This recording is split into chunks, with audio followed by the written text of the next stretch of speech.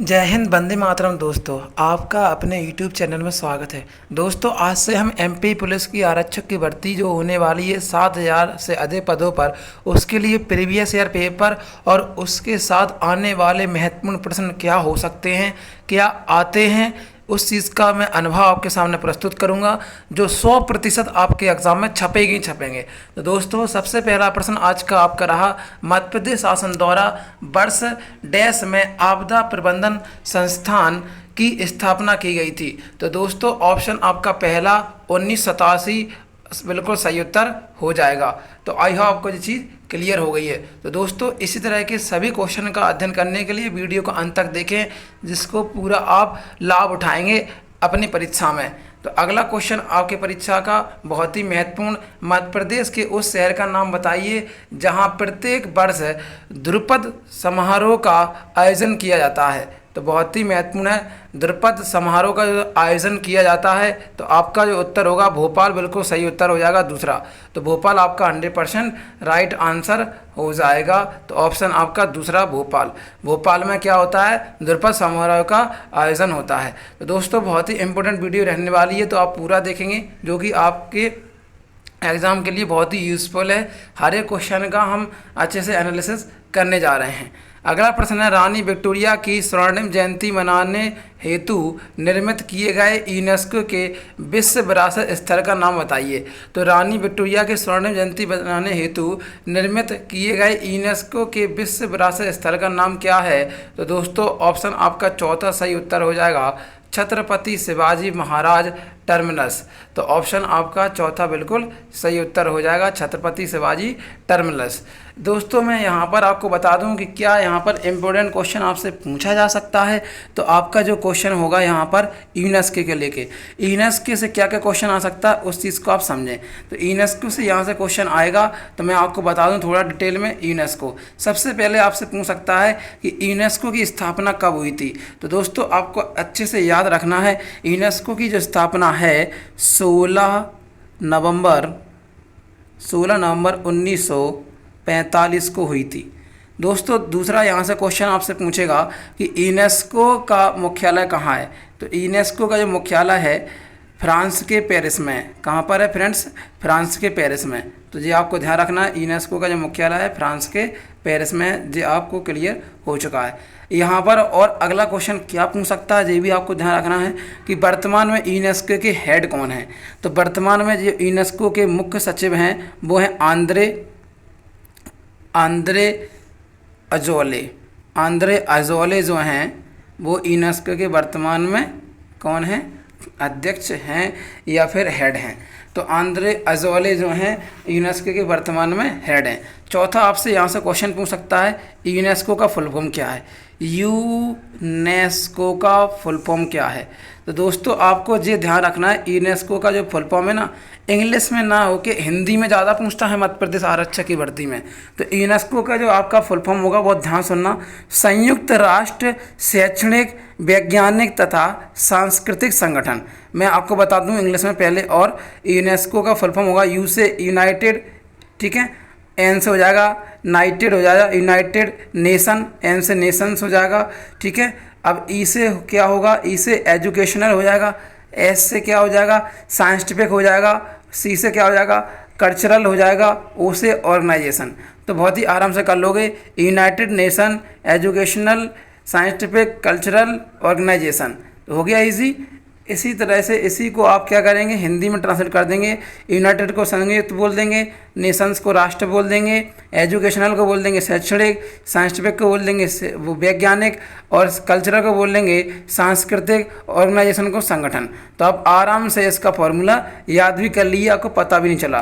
तो यहाँ से इतने सारे क्वेश्चन आपके बन सकते हैं, और यहाँ से आएगा एक क्वेश्चन, देखिए आप ध्यान रखें। क्लियर? अगला क्वेश्चन फ्रेंड्स आपके लिए ध्यान से सुनना आप लोग। आधिकारिक शुभंकर प्राप्त करने वाले भारत के पहले वन्यजीव रिजर्व का नाम बताइए। तो आधिकारिक शुभंकर प्राप्त करने वाले भारत के प्रथम वन्यजीव रिजर्व का जो नाम है वो, उसका नाम है दोस्तों, ऑप्शन तीसरा कान्हा राष्ट्रीय या फिर कान्हा टाइगर रिजर्व। तो आपका ऑप्शन तीसरा कान्हा टाइगर रिजर्व बिल्कुल सही उत्तर हो जाएगा, जो कि कहाँ पर है? जी मध्य प्रदेश में है, जो आपको अच्छे से याद रखना है। रणथंभौर और सरिस्का जो है वो राजस्थान में है, दोनों के दोनों। रणथंभौर और सरिस्का कहाँ पर है? राजस्थान में। और कार्बेट राष्ट्रीय उद्यान कहाँ पर है? जो उत्तराखंड में हो जाएगा। कार्बेट राष्ट्रीय उद्यान कहाँ पर है? उत्तराखंड आपका बिल्कुल सही उत्तर हो जाएगा। अगला प्रश्न जो है, मजदूरों और गरीब परिवार के लिए बिजली सब्सिडी देने हेतु मध्य प्रदेश शासन द्वारा 2018 में शुरू की गई योजना का नाम क्या है, बताइए। तो यहाँ मजदूरों के लिए और गरीब परिवार के लिए बिजली सब्सिडी देने हेतु मध्य प्रदेश शासन द्वारा जो 2018 में शुरू की गई थी योजना, उसका नाम है संबल योजना। तो दोस्तों आपका सही उत्तर हो जाएगा संबल योजना। संबल योजना आपका बिल्कुल 100% राइट आंसर हो जाएगा। तो आपको अच्छे से ध्यान रखना है कि कौन सी योजना है जी। संबल योजना है, किसके लिए है? मजदूरों और गरीब परिवारों के बिजली सब्सिडी देने हेतु संबल योजना। क्लियर। ऐसे ही अगले प्रश्न पर चलते हैं। 1931 में भारतीय राष्ट्रीय कांग्रेस के किस अधिवेशन में मौलिक अधिकार और राष्ट्रीय आर्थिक कार्यक्रमों के प्रस्ताव को अपनाया गया था? 1931 में। तो ध्यान रखना, जो 1931 में भारतीय राष्ट्रीय कांग्रेस अधिवेशन हुआ था वो कराची में हुआ था, पाकिस्तान कराची में, वर्तमान की स्थिति अगर की बात की जाए। ठीक है दोस्तों, तो यहाँ पर मौलिक अधिकारों और राष्ट्रीय आर्थिक कार्यक्रमों के प्रस्ताव को अपनाया गया था। इसके अलावा मैं आपको बता दूँ 5 मार्च 1931 जो कि बहुत ही महत्वपूर्ण डेट है, मैं आपको बता रहा हूँ। 5 मार्च 1931, 5 मार्च 1931 को क्या हुआ था? गांधी इरविन पैक्ट हुआ था। तो दोस्तों आपको पता होना चाहिए 5 मार्च 1931 को गांधी और इरविन पैक्ट हुआ था। ठीक है, यहाँ पर आपको ये विशेष रूप से आपको याद रखना है। क्लियर दोस्तों। सविनय अवज्ञा आंदोलन जो हुआ था उसको यहाँ पर समाप्त भी कर दिया गया था।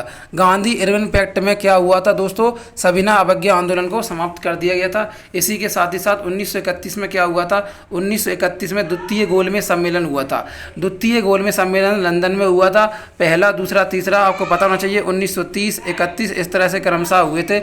1930, 31, 32 में गोलमेज सम्मेलन हुए थे। इसके अलावा बात करें तो 1931 में ही महात्मा गांधी जी ने भाग लिया था। बहुत ही इम्पोर्टेंट पॉइंट है दोस्तों कि किस गोलमेज सम्मेलन में महात्मा गांधी जी ने भाग लिया था। तो द्वितीय गोलमेज सम्मेलन में 1931 में महात्मा गांधी जी ने भाग लिया था और उसमें पूर्ण स्वराज और मौलिक अधिकारों की उन्होंने बात कही थी। और तीनों गोलमेज सम्मेलन जो हुए थे लंदन में हुए थे। इन्हें राउंड टेबल कॉन्फ्रेंस कहा जाता है, इंग्लिश में राउंड टेबल कॉन्फ्रेंस कहा जाता है। तीनों के तीनों लंदन में आयोजित हुए थे और तीनों सम्मेलनों में डॉक्टर भीमराव अंबेडकर जी ने भाग लिया था। क्लियर दोस्तों। तो यहाँ पर आपको सारी चीज़ें मैंने बता दी 1931 से लेके। उस समय वायसराय इरविन हुआ करता था 1931 में। ये भी मैंने आपको क्लियर करा दिया। सविनय अवज्ञा आंदोलन का यहाँ पर समाप्त कर दिया गया। ये सारी चीज़ें आपको क्लियर हो चुकी हैं। आई होप आपको अच्छी लग रही हो वीडियो, तो वीडियो को आप लाइक करें, चैनल को सब्सक्राइब कर लें फटाक से, जिससे कि आपको इस तरह की वीडियो का लाभ मिल सके। अगला प्रश्न है दोस्तों, बहुत ध्यान सुनना आप। मध्य प्रदेश सरकार द्वारा 2018 में राष्ट्रीय कालिदास सम्मान किसे सम्मानित किया गया है? तो दोस्तों अब 2018 से नहीं आएगा क्वेश्चन, ये आपको अब ध्यान रखना है। अब जो प्रश्न आएगा तो 2020 का और 2022 का आएगा, क्योंकि 21 में दिया नहीं गया है। ये आपको अच्छे से ध्यान रखना है। तो मैं थोड़ा सा आपको कालिदास सम्मान के बारे में बता देता हूँ। मैं आपको बताऊं कालिदास सम्मान के बारे में। सबसे पहले तो कालिदास सम्मान जो है 1980-81 में 1980-81 में शुरू होते हैं। तब कालिदास सम्मान 1980-81 में शुरू होते हैं। किस क्षेत्र में दिया जाता है, ये भी क्वेश्चन पूछा गया है। कालिदास सम्मान जो है रंगमंच के क्षेत्र में दिया जाता है। कालिदास सम्मान किस क्षेत्र में दिया जाता है? रंगमंच के क्षेत्र में कालिदास सम्मान दिया जाता है। ये क्वेश्चन रिपीट हुआ है। ठीक है, तो पहला पॉइंट था 1980-81 में कालिदास सम्मान की शुरुआत हुई। कालिदास सम्मान किस क्षेत्र में दिया जाता है? रंगमंच के क्षेत्र में दिया जाता है। अब हम बात करेंगे इसमें दोस्तों कि 2020 में कालिदास सम्मान किसे दिया गया था, 2020 में। फिर उसके बाद हम बात करेंगे कि 2022 में कालिदास सम्मान किसे दिया गया था। तो सबसे पहले हम बात करेंगे 2020 में कालिदास सम्मान जो है वेंकटेश कुमार को दिया गया था। तो वेंकटेश कुमार को दिया गया था, आपको ध्यान रखना है।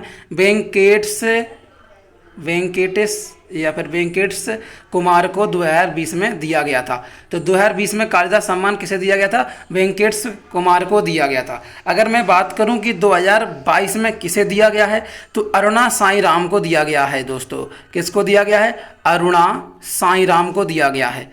अरुणा साई राम को 2022 का कालिदास सम्मान दिया गया है। 2020 का किसे दिया गया है? वेंकटेश कुमार को दिया गया है कालिदास सम्मान। 2022 का जो कालिदास सम्मान दिया गया अरुणा साईराम को दिया गया है। तो आई होप आपको ये सारी बातें क्लियर हो गई होंगी कालिदास पुरस्कार के बारे में।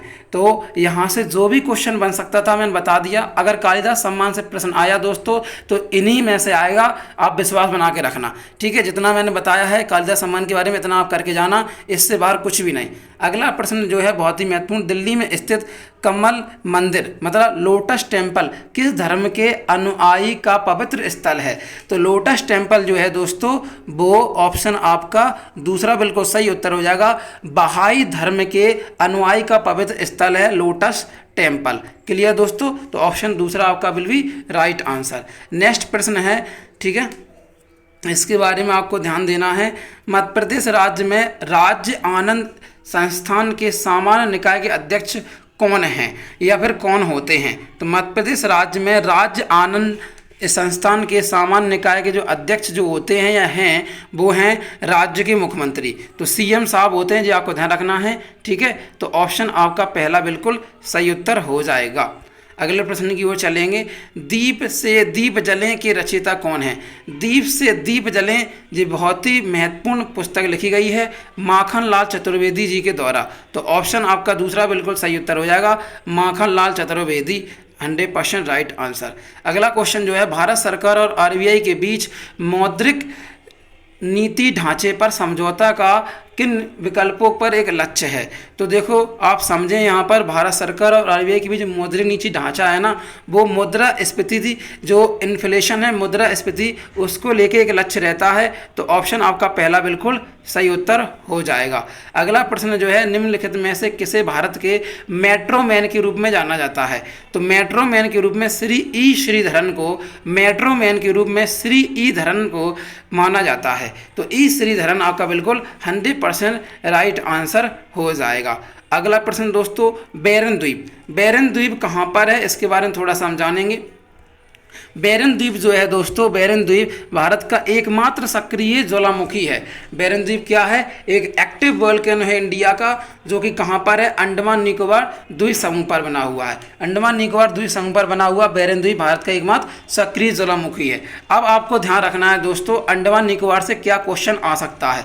अंडमान निकोबार से दोस्तों क्वेश्चन आता है कि अंडमान निकोबार की राजधानी क्या है? तो अंडमान निकोबार की जो राजधानी है वो दोस्तों पोर्ट ब्लेयर है। क्या है दोस्तों? Port Blair. Port Blair Andaman Nicobar द्वीप समूह की राजधानी है।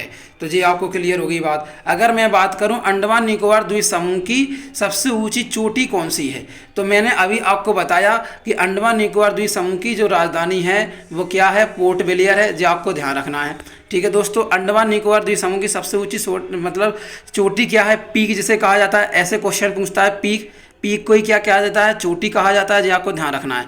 तो अंडमान निकोबार द्वीप समूह की सबसे ऊंची जो चोटी है उसका नाम है सैडल। क्या नाम है दोस्तों? सैडल। तो सैंडल से आप याद रख लेना, सैडल। तो सैडल आपका बिल्कुल सही आंसर यहाँ पर हो जाएगा, ठीक है दोस्तों। यहाँ पर अंडमान निकोबार से मैंने आपको महत्वपूर्ण बात बता दी। ऐसे अगर मैं बात करूँ लक्षद्वीप के बारे में, तो लक्षद्वीप जो है इसकी राजधानी कवरत्ती है। तो कवरत्ती यहाँ पर आपको याद रखना है लक्षद्वीप। ये मूंगा द्वीप का भी उदाहरण है, ठीक है। मूंगा द्वीप का उदाहरण है कौन? लक्षद्वीप। ये भी प्रश्न आता है, 1 लाख द्वीपों के समूह को हम लक्षद्वीप कहते हैं। क्लियर? लक्षद्वीप जो है अरब सागर में है, अंडमान निकोबार द्वीप समूह जो है बंगाल की खाड़ी में है। तो दोस्तों इतनी बात आपको ध्यान रखनी है जो कि बहुत ही ज़्यादा महत्वपूर्ण है। अगर मैं आगे बात क्वेश्चन में चर्चा करूं तो बहुत ही महत्वपूर्ण प्रश्न आ चुका है, यहाँ से ढेर सारे प्रश्न आते ही रहते हैं। तो मैं आपको बता दूं कि भारत में किस शहर में चार मीनार स्थित है। तो भारत में जो चार मीनार जो स्थित है वो दोस्तों हैदराबाद में है। हैदराबाद किस राज्य में आता है? तेलंगाना में। तो तेलंगाना आपका यहाँ पर ध्यान रखना है, राज्य हो जाएगा तेलंगाना। तेलंगाना आपका बिल्कुल यहाँ पर बिल्कुल सही उत्तर हो जाएगा। तेलंगाना के हैदराबाद में चार मीनार स्थित है। अब क्वेश्चन पूछा जाता है कि चार मीनार किस नदी किनारे है? तो चार मीनार जो है मूसी नदी के किनारे है। कहाँ पर दोस्तों? मूसी नदी के किनारे चार मीनार स्थित है, और साथ ही साथ मूसी नदी किनारे हैदराबाद शहर स्थित है। ये दो चीज़ें क्लियर हो गई यहाँ पर। ठीक है दोस्तों, यहाँ पर मैं और इम्पोर्टेंट बात करूँ कि चार मीनार का निर्माण कब हुआ था, तो चार मीनार जो है हैदराबाद में है। यहाँ पर मैं बात करूँगा कि कब निर्माण हुआ था, तो मैं आपको बताऊँ 1591 में चार मीनार का निर्माण हुआ था।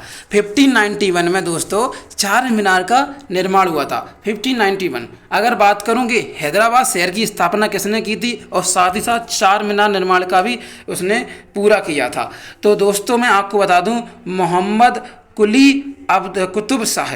ठीक है दोस्तों, मोहम्मद कुली कुतुब शाह ने हैदराबाद शहर की स्थापना की थी। तो मैं आपको अभी लिख के बता रहा हूँ, मोहम्मद कुली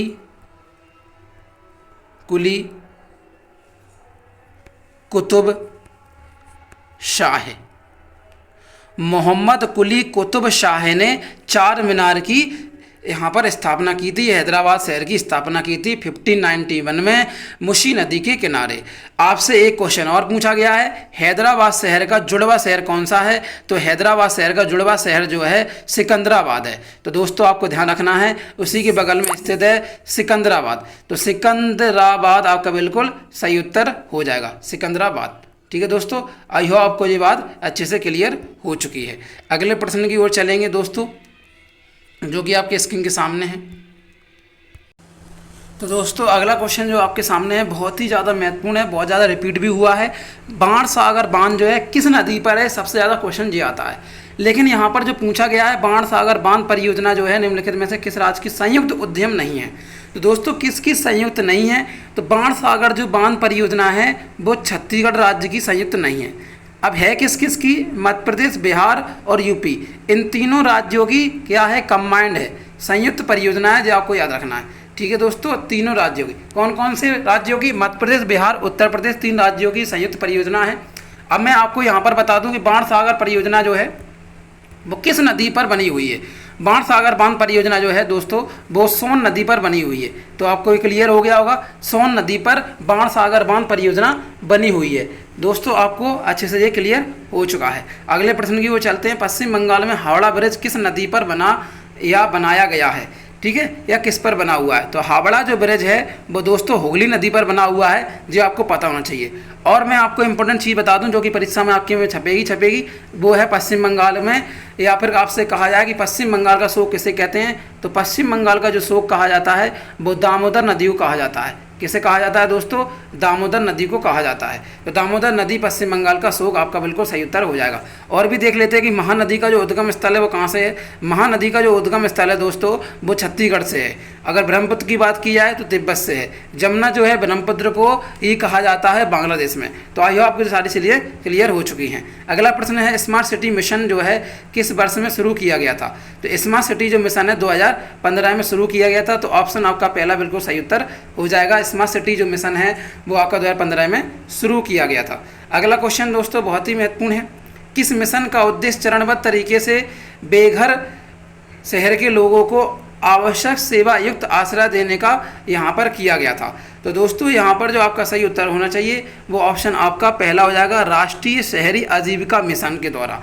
तो दोस्तों राष्ट्रीय शहरी आजीविका मिशन के द्वारा क्या हुआ, चरणबद्ध तरीके से शहरी बेघर लोगों को आवश्यक सेवा युक्त आश्रय प्रदान करना है। तो ऑप्शन आपका पहला बिल्कुल सही उत्तर हो जाएगा। आशा करूंगा कि दोस्तों आपको वीडियो अच्छी लग रही होगी, सारे क्वेश्चन आपको समझ में आ रहे होंगे। तो वीडियो को आप जल्दी से लाइक कर लें, चैनल को साथ ही साथ सब्सक्राइब भी कर लें, बेल आइकन को भी दबा लें। हम चलेंगे अगले प्रश्न की ओर। अगला प्रश्न आपके सामने रहा दोस्तों, जो कि बहुत ही अच्छा क्वेश्चन है। 21 जून को क्या मनाया जाता है। संयुक्त राष्ट्र सभा द्वारा 21 जून को क्या मनाया जाता है। तो संयुक्त राष्ट्र सभा द्वारा 21 जून को दोस्तों अंतर्राष्ट्रीय योग दिवस मनाया जाता है, अंतर्राष्ट्रीय योग दिवस। तो आपको अच्छे से ध्यान रखना है अंतर्राष्ट्रीय योग दिवस के बारे में। तो दोस्तों अंतर्राष्ट्रीय योग दिवस जो है, अगर मैं बताऊं इसका सिद्धांत या फिर थीम क्या है तो इस साल की 2023 की जो थीम है, वसुधैव कुटुंबकम के सिद्धांत के आधार पर वन वर्ल्ड वन हेल्थ इसकी थीम रखी गई है।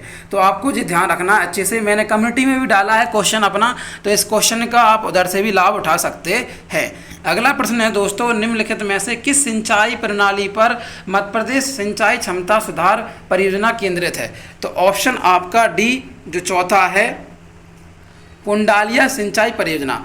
कुंडालिया सिंचाई परियोजना आपका बिल्कुल सही उत्तर हो जाएगा। अब आपसे यहाँ से प्रश्न पूछा जा सकता है कि कुंडालिया सिंचाई परियोजना किस नदी पर बनी हुई है। तो कुंडालिया सिंचाई परियोजना जो है वो दोस्तों वो बनी हुई है काली सिंध नदी पर। कहाँ पर बनी हुई है? और आगर मालवा में, मध्य प्रदेश के आगर मालवा में काली सिंध नदी पर कुंडालिया परियोजना सिंचाई परियोजना बनी हुई है। अगर आपसे पूछा जाए, ये भी बहुत ही महत्वपूर्ण है, ओंकारेश्वर मेजर सिंचाई परियोजना, तो ओंकारेश्वर सिंचाई परियोजना जो है वो किस नदी पर बनी हुई है दोस्तों?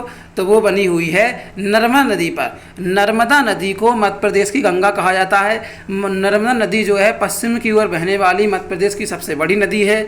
इसी के साथ ताप्ती नदी भी है, और दोनों की दोनों नदियाँ अरब सागर में जाके गिर जाती हैं। अगला प्रश्न दोस्तों, प्रतिष्ठित पर्यटन स्थल विकास परियोजना के तहत पर्यटन मंत्रालय द्वारा मध्य प्रदेश में विकास के लिए डैश को चयनित किया गया है। तो दोस्तों विकास के लिए पर्यटन की अगर बात की जाए तो सबसे ज़्यादा महत्वपूर्ण है खजुराहो। तो खजुराहो यहाँ पर चौथा आपका बिल्कुल सही उत्तर हो जाएगा। अगला प्रश्न जो कि हमारे जीवन में बहुत ही ज़्यादा योगदान रखता है, अगला जो प्रश्न है, प्रति बूंद अधिक फसल अवधारणा किस योजना के तहत आती है दोस्तों? तो प्रति बूंद अधिक फसल मतलब ड्रिप सिंचाई जिसे कहा जाता है, मोर क्रॉप पर ड्रॉप दोस्तों, जिसे टपक सिंचाई भी कहा जाता है। यह जो है वो प्रधानमंत्री कृषि सिंचाई योजना के अंतर्गत आती है। तो ऑप्शन आपका दूसरा बिल्कुल सही उत्तर हो जाएगा। अगला प्रश्न जो है दोस्तों बहुत ही अच्छा क्वेश्चन आ गया है।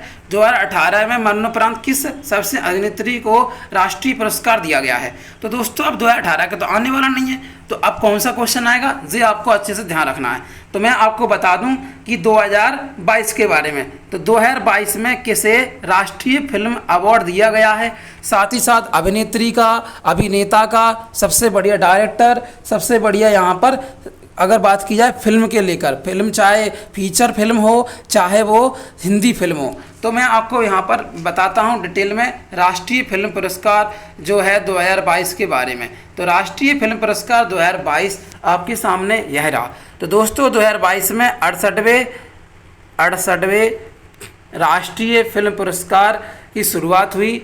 इसमें सर्वश्रेष्ठ हिंदी फिल्म, दोस्तों मैंने क्या बोला, सर्वश्रेष्ठ हिंदी फिल्म का जो अवार्ड दिया गया वो कौन सी फिल्म रही? सर्वश्रेष्ठ हिंदी फिल्म जो रही दोस्तों वो कौन सी रही? तुलसीदास जूनियर। कौन सी दोस्तों? Tulsidas junior. Tulsidas junior, Tulsidas junior रही। इसके निर्देशक जो हैं मृदुल महेंद्रा तुलसीदास जूनियर फिल्म के कौन है? निर्देशक हैं। तो दोस्तों 2022 में राष्ट्रीय फिल्म पुरस्कार की सबसे सर्वश्रेष्ठ हिंदी फिल्म जो रही तुलसीदास जूनियर रही। इसके निर्देशक मृदुल महेंद्रा जी हैं। तो आई होप ये आपको क्लियर हो चुकी है। अगर मैं बात करूं इसी में अब क्या प्रश्न पूछा जा सकता है, तो एक और प्रश्न पूछा जा सकता है दूसरे तरीके से, जो कि आपका होगा सर्वश्रेष्ठ फीचर फिल्म कौन सी रही? तो सर्वश्रेष्ठ जो फीचर फिल्म रही वो सोरा रई पोटू। कौन सी दोस्तों? सोरा रई पोटू, यह सर्वश्रेष्ठ फीचर फिल्म रही। और ये कौन सी फिल्म थी दोस्तों? ये तमिल फिल्म थी। ये आपको ध्यान रखना है, नाम से ही क्लियर हो रहा होगा। सर्वश्रेष्ठ अभिनेता की बात करें तो अजय देवगन तानाजी फिल्म और साथ ही साथ सूर्या को सूरा रई पोटू फिल्म के लिए सर्वश्रेष्ठ अभिनेता का यहाँ पर अवार्ड दिया गया है। तो सर्वश्रेष्ठ अभिनेता राष्ट्रीय फिल्म पुरस्कार में किसे चुना गया है? अजय देवगन तानाजी फिल्म के लिए और सूर्या को सूरा रई पोटू फिल्म के लिए। अगर बात की जाए सर्वश्रेष्ठ अभिनेत्री का किसे अवार्ड दिया गया है, तो अपर्णा बाला मुरली को सोरा रई पोटू फिल्म के लिए सर्वश्रेष्ठ अभिनेत्री का फिल्म अवार्ड दिया गया है। तो आशा करूंगा कि आप यहाँ पर चीज़ें सब क्लियर कर चुके होंगे। ठीक है दोस्तों, अब हम चलेंगे अगले प्रश्न की ओर, जो कि बहुत ही इम्पोर्टेंट है पार्टी को लेके। प्रथम लोकतांत्रिक ढंग से निर्वाचित साम्यवादी सरकार का गठन देश में हुआ था। तो प्रथम लोकतांत्रिक ढंग से निर्वाचित साम्यवादी सरकार का जो गठन है वो हुआ था 1957 में। कब हुआ था दोस्तों? 1957 में केरल में हुआ था। तो ऑप्शन आपका कौन सा सही हो जाएगा? ऑप्शन दूसरा, 1957 में केरल। तो ऑप्शन दूसरा आपका बिल्कुल सही उत्तर हो जाएगा। अगला क्वेश्चन है, मध्य प्रदेश के किस जिले में भारतीय वन प्रबंधन संस्थान स्थित है? तो भारतीय वन प्रबंधन संस्थान है वो भोपाल में है, तो ऑप्शन आपका चौथा बिल्कुल सही उत्तर हो जाएगा। अभी मैंने पहले चर्चा कर ली है अंतर्राष्ट्रीय योग दिवस 2022 की थीम 23 की थीम क्या रहने वाली है। तो 2023 की जो थीम है वो दोस्तों वसुधैव कुटुंबकम के सिद्धांत पर वन वर्ल्ड वन हेल्थ पे यहाँ पर रखी गई है थीम। ठीक है, विश्व का सबसे बड़ा नदी द्वीप माजुली कहाँ पर है? असम में है, ये आपको पता ही है। सबसे बड़ा नदी द्वीप जो है असम में है, यहाँ पर ध्यान रखना है, ब्रह्मपुत्र नदी पर बना हुआ है। अगला क्वेश्चन जो है, जो कि बहुत ही अच्छा क्वेश्चन है कि मध्य प्रदेश में किस जिले में भारत की एकमात्र मशीनीकृत हीरा खदान स्थित है? तो दोस्तों जो खदान है आपको पता ही है हीरे की, बहुत ज़्यादा परीक्षा में भी आता है, वो पन्ना है। अगला प्रश्न, भारत की पहली high speed bullet train Mumbai और अहमदाबाद के बीच दौड़ेगी। अच्छे से आप जानते हैं कि बुलेट ट्रेन जो पहली है मुंबई और अहमदाबाद के बीच में दौड़ेगी। ठीक है दोस्तों, अगले प्रश्न की ओर चलेंगे। होशंगाबाद में उस कंपनी का नाम बताइए जो बैंक नोट और सुरक्षा पत्र बनाती है। तो बैंक नोट और सुरक्षा पत्र जो बनाती है वो कौन सी बनाती है दोस्तों? वो बनाती है सिक्योरिटी पेपर मिल। ठीक है दोस्तों, क्या नाम है उसका? सिक्योरिटी पेपर मिल जो है वो क्या बनाती है दोस्तों? बैंक नोट और सुरक्षा पत्र बनाती है। तो ऑप्शन चौथा सिक्योरिटी पेपर मिल आपका बिल्कुल सही उत्तर हो जाएगा। भारत सरकार द्वारा निम्न उद्देश्य के लिए स्वतंत्र मूल्यांकन कार्यालय बनाया गया। भारत सरकार द्वारा निम्न उद्देश्य के लिए स्वतंत्र मूल्यांकन कार्यालय बनाया गया जो कुछ प्रमुख कार्यक्रमों को सार्वजनिक जवाबदेही में वृद्धि हेतु है।